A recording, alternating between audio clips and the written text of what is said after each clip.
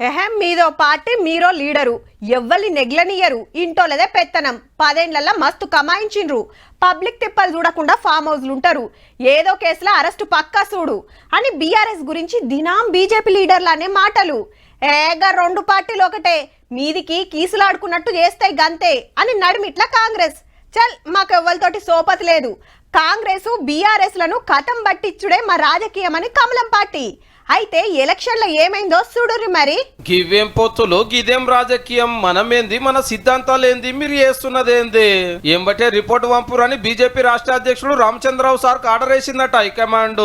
ఢిల్లీని వెళ్తున్న బీజేపీ గల్లీ రాజకీయమే గమ్మతుంది మరి మున్సిపల్ ఎలక్షన్ లో ఏడా ఎట్లా సందు దొరికితే అట్లా గుసాయించి ఇటు కాంగ్రెస్ తోటి దోస్తి అటు కార్ తోటి దోస్తి చేసే సొంతంగా ఒక్క మేయర్ సీటు ఒక్క చైర్మన్ సీటే గెలిచిన పడని రెండు పార్టీల కల్లం బెల్లం అయ్యి 6 వైస్ చైర్మన్ పదవులు సంపాదించిందుల్లో దినం ఐషిక్ తైసి అంటారు మరి గిదేందని అడిగితే లోకల్ పాలిటిక్స్ గట్లనే ఉంటాయని కవరింగ్ చేసుకుంటున్నారు కమలం లీడర్లు బీజేపీ ఎమ్మెల్యే ఉండి కాంగ్రెస్ అభ్యర్థి ఓటేయడం నాకు చాలా ఇబ్బంది అనిపించింది ఈ పట్టణం ఆగమైపోతుందనే ఒకటే ఉద్దేశంతో మేము తప్పించి ఇవన్నీ ఒక ఎత్తు అయితే ఎంపీ రఘునందన్ రావు సార్ రాజకీయం ఒక ఎత్తు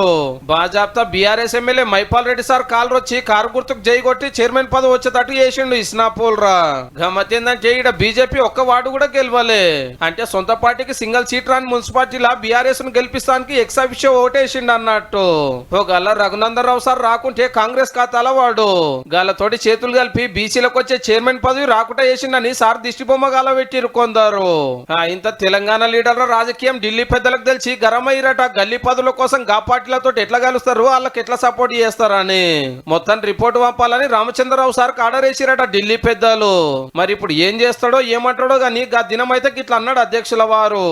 ఎవరెవరైతే క్రాస్ ఓటింగ్ కు పాల్గొడ్డారో భారతీయ జనతా పార్టీ నుంచి వాళ్ళందరి మీద చర్య ఉంటుంది.